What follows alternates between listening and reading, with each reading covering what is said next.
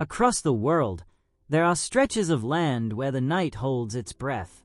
Places where ancient stones stand silent witness to terrors that defy explanation, and encounters with beings from beyond leave scars that never heal.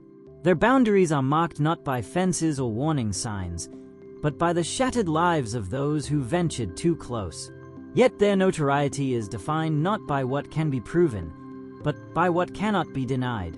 In the heart of Scotland, between Stirling, Edinburgh, and Glasgow, lies such a place. The Falkirk Triangle, Britain's most active zone of non-human contact. Here, beneath skies that have watched over Highland clans for millennia, something else has been watching us. The terror began in the 1970s, when witnesses came forward with accounts so disturbing, so physically documented, that even skeptical authorities could not dismiss them.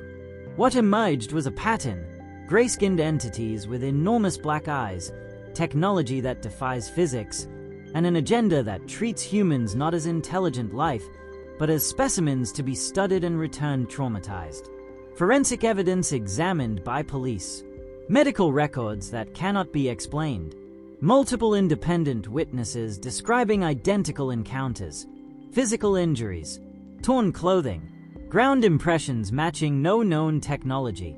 Welcome to the Falkirk Triangle, where the barrier between worlds has worn dangerously thin. November 1989. The call came through to the fire station just after midnight. A civilian aircraft had crashed near Loch Elrig, flames visible from the main road. The crew responded with trained efficiency, racing through darkened country lanes toward what they assumed would be wreckage and casualties. What they found instead hovering above the black water defied every law of aerodynamics they knew. The objects were massive, perhaps 30 meters across, their surfaces glowing with a pulsing luminescence that cast no reflection on the loch below.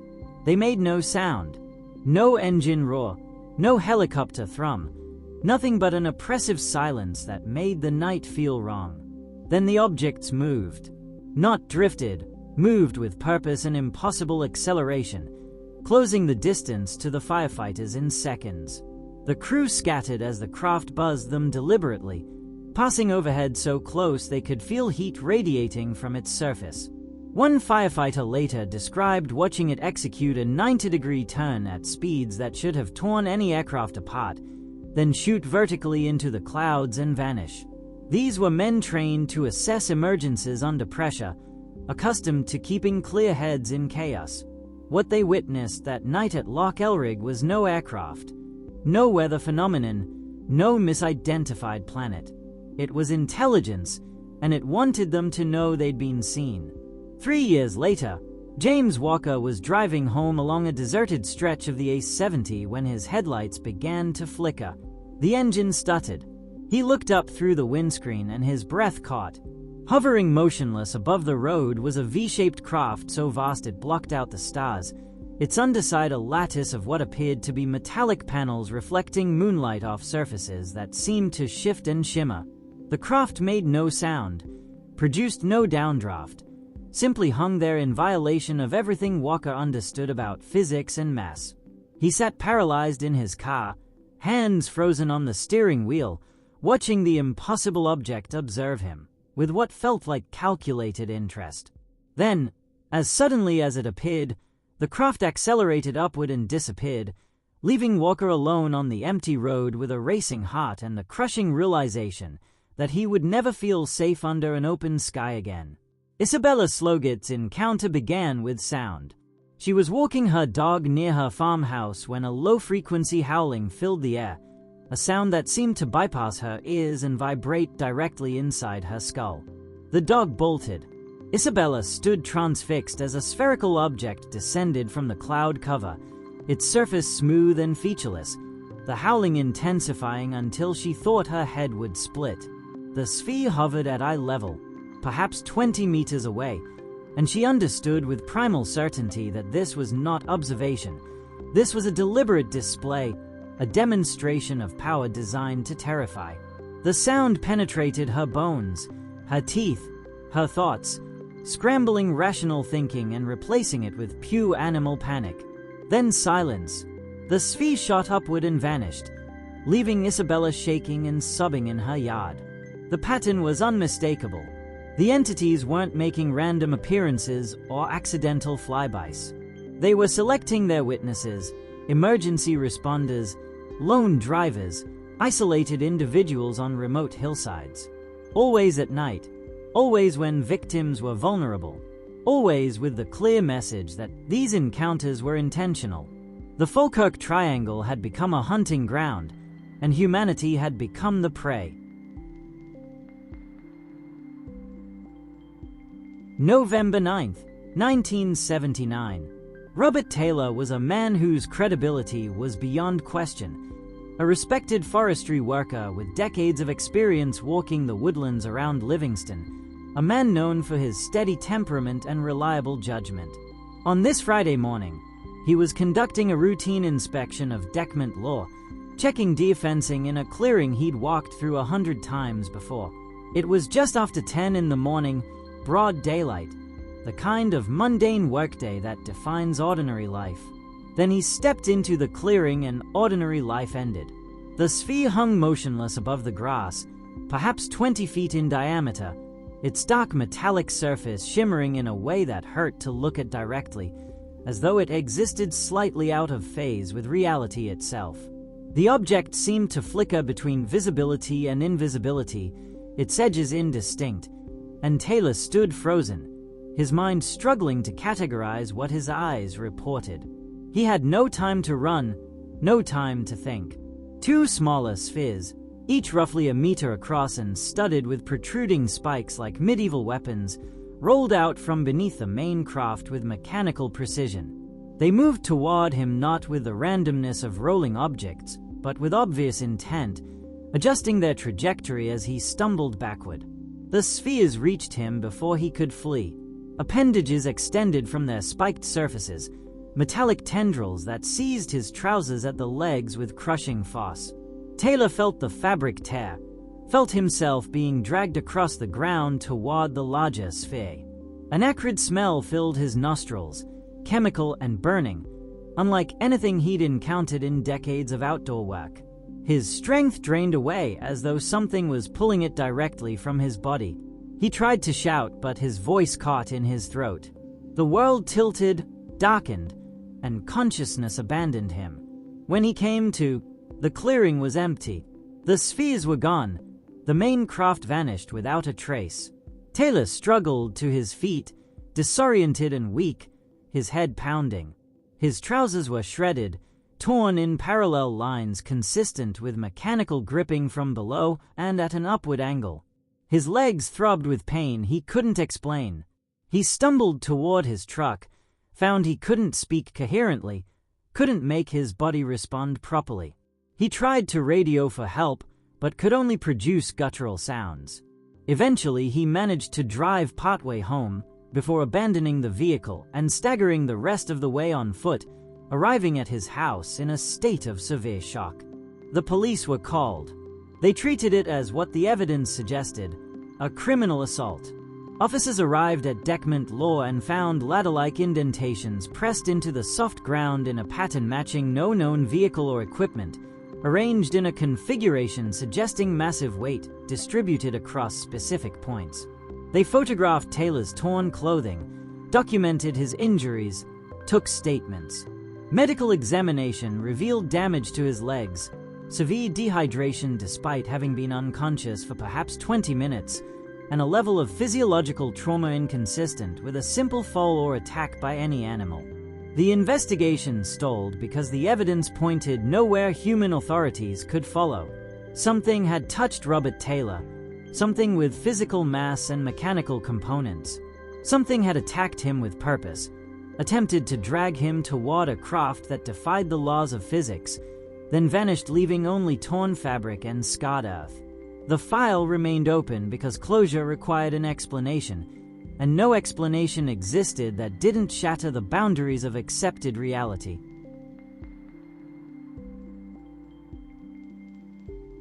August 17, 1992. Gary Wood and Colin Wright, were driving home along the A70 Tarbracks, their van loaded with satellite installation equipment, the job completed just after midnight.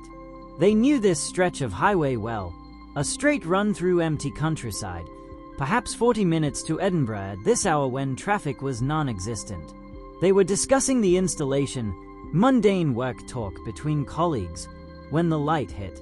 It came from above, brilliant and searing, flooding the interior of the van with illumination so intense it felt solid, physical, pressing against their eyes like needles.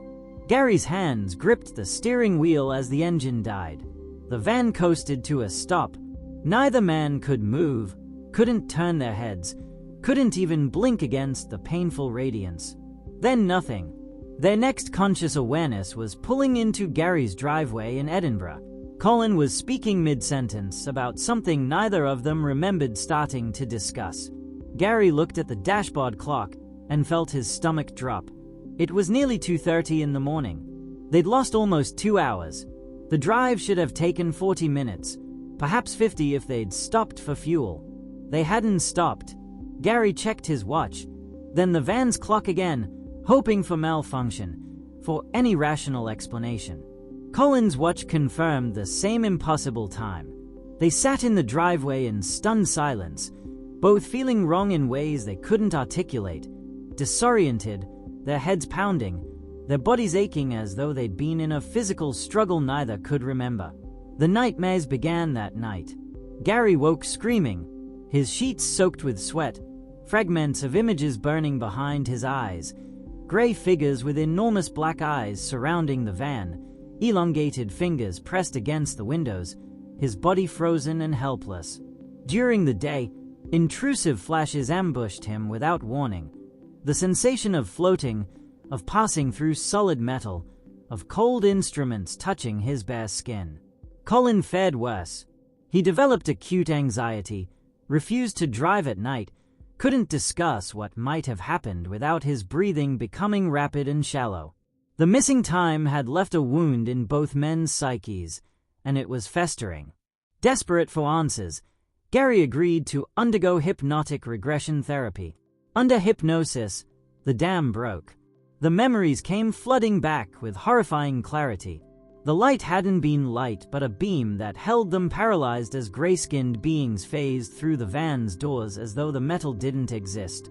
They floated upward, both of them, helpless, passing through the roof into a circular room filled with harsh white illumination. Gary described lying on a cold table, his body immobile, while the beings conducted examinations with instruments that seemed to probe his thoughts as much as his flesh. The entities communicated telepathically, their voices appearing directly inside his consciousness without sound, clinical and detached, showing interest in him the way a scientist might observe a laboratory specimen. No explanation was offered. No consent was requested. They simply took what they wanted. When the therapist brought Gary out of hypnosis, he was shaking violently, tears streaming down his face. The recovered memories were more traumatic than the void of not knowing had been. Colin underwent separate hypnosis sessions with a different therapist to eliminate the possibility of suggestion. He described identical details, the same gray beings with their enormous eyes, the same circular room, the same cold table, the same telepathic voices showing clinical interest devoid of empathy.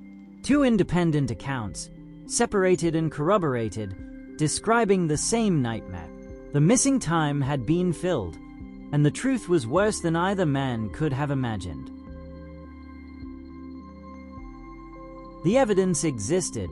It was physical, documented, and impossible to dismiss as imagination or misperception.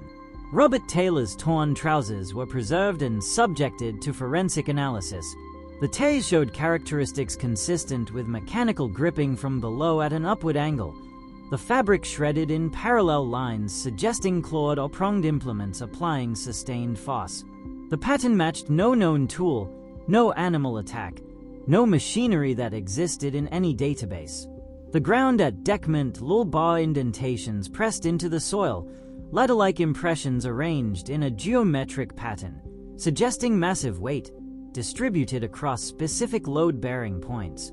Soil analysts confirmed the impressions were created by an object of significant mass, yet the configuration matched no vehicle, no construction equipment, no aircraft landing gear in any registry. Medical documentation corroborated witness accounts with disturbing precision.